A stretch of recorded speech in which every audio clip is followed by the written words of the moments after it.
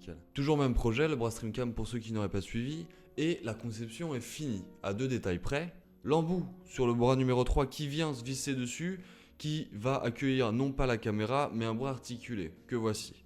Il est plutôt maniable, de bonne facture, une vis pour accrocher la caméra d'un côté, et de l'autre côté, un embout rectangulaire qui peut se serrer sur un support. Juste petit bémol, c'est assez lourd.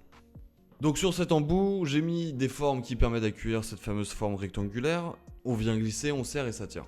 Sur toutes les faces possibles évidemment pour un maximum de liberté. Deuxième détail, la butée sur le bras numéro 3, c'est vrai que j'avais dit que je le ferais. Quelque chose de simple, un trou dans le bras numéro 3 pour accueillir une vis, une rainure dans le bras numéro 2 qui s'arrête évidemment avant l'extrémité. Maintenant, la conception est réellement finie. On va pouvoir passer à une partie que j'adore, à savoir la production. On l'avait écrit dans le cahier des charges, le projet va être entièrement produit par l'impression 3D. Enfin, hormis les vis évidemment que je ne vais pas produire à l'impression 3D que je vais acheter comme tout le monde sur le commerce. Le problème, c'est que la seule imprimante 3D filaire que je possède est une Prusa Mark III avec un plateau d'impression de 25 par 20 par 25 cm.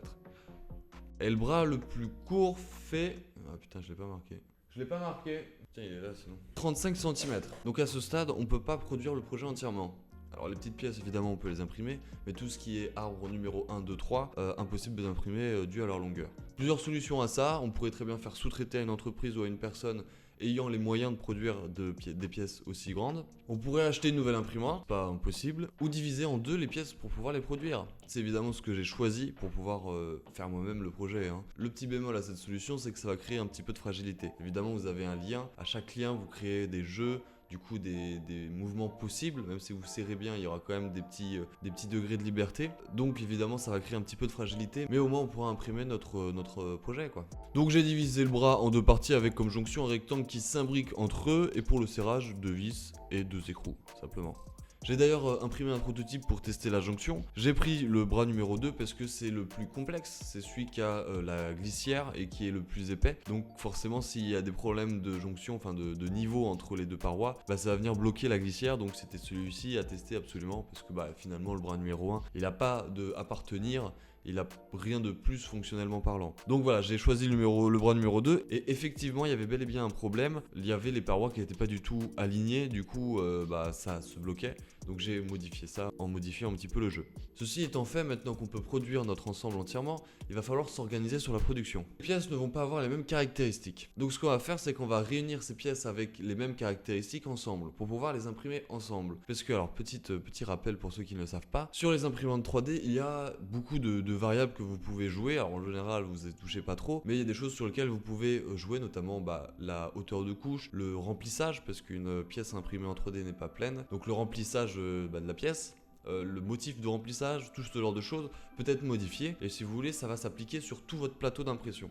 C'est-à-dire que si vous avez 10 pièces sur votre plateau, les réglages seront appliqués sur les 10 pièces en fait. Les réglages sont figés par impression. Évidemment, vous avez la couleur aussi et la matière. Je n'ai pas le système pour changer les couleurs automatiquement, donc à chaque fois que je lance une impression, la couleur de début sera la couleur de fin. Donc c'est pareil, c'est une variable à prendre en compte. Pour le style c'est important. Donc pour s'organiser, il nous faut évidemment la liste des pièces, et pour ça, j'ai évidemment récupéré ça sur Inventor, et j'en ai fait un Excel que voici. Toutes les pièces qui composent l'ensemble sont ici, avec la quantité évidemment, parce que certaines pièces reviennent plusieurs fois, et on va pouvoir commencer à définir qu'est-ce qu'on va changer comme réglage par rapport aux pièces pour pouvoir les réunir du coup, comme je disais.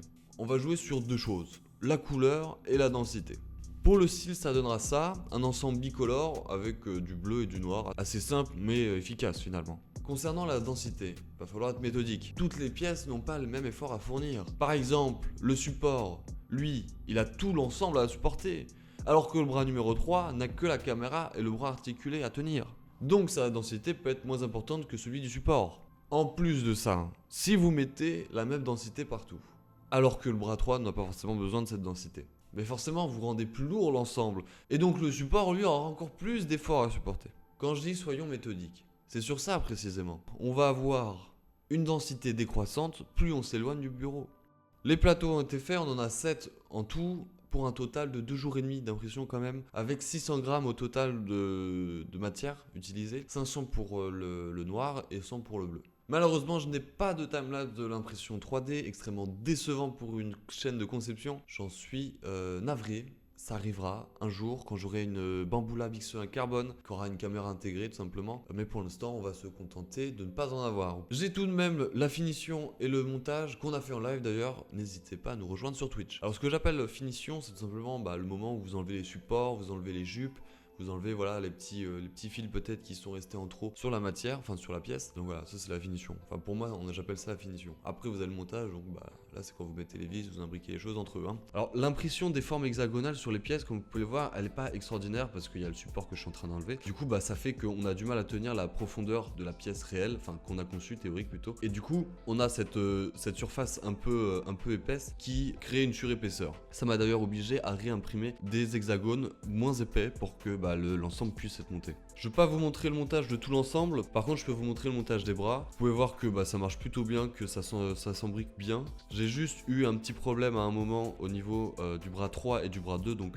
la glissière, hein, le bras bleu et le bras noir, là celui que j'ai dans les mains. J'ai eu un petit problème au niveau de la glissière, puisque ça frottait un peu, ça avait du mal à glisser. Du coup en fait il restait une petite bavure sur le cône, au bout du cône, sur le bras bleu. Bras 3 du coup vous voyez que j'enlève, et qui du coup après ça glissait parfaitement, il n'y a pas de souci à ce niveau là. Et donc on a cet ensemble que je trouve assez stylé en réalité, avec un design bicolore comme on le disait qui reste très appréciable, simple. Par contre c'est vrai qu'il y a pas mal de défauts. Qui aurait cru que ce petit diamètre imprimé puisse serrer fermement un écrou? Moi a priori, mais c'est très con.